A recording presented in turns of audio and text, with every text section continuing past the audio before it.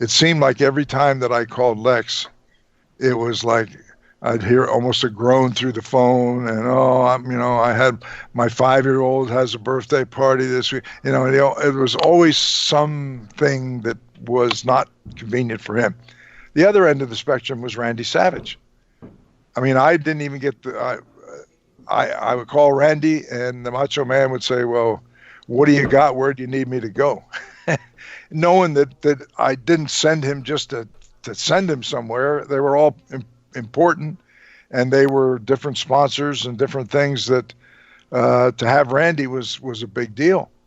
And Randy would go, and without a moment's hesitation, almost to the point that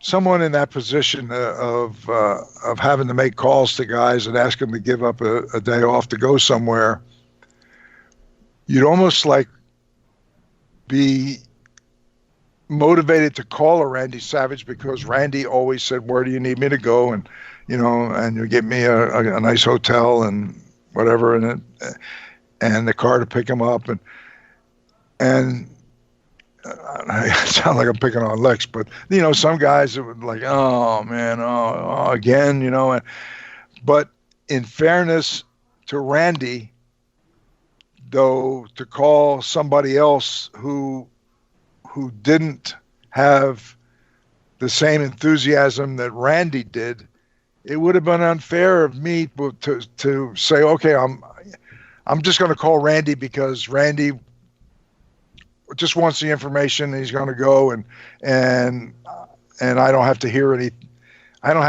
attitude." Where there's another guy who I'm going to have to listen to some attitude, and then not back down, and tell him, "Well, your name came up, and you're on the, like they had the games that were very popular then, and you're one of the feature guys, and you're on the cover of the box of the game, and this is to promote that, and I need for you to go." And I had to be stern and hold my ground too.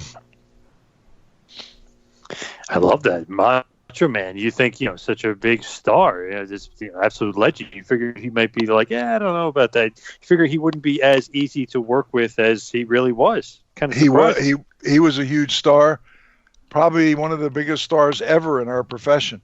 And I had a great relationship with Randy. And I had good conscience can say I never abused it, but Randy was also in demand. He was making good money. He was on all of the games. He was on the cover box.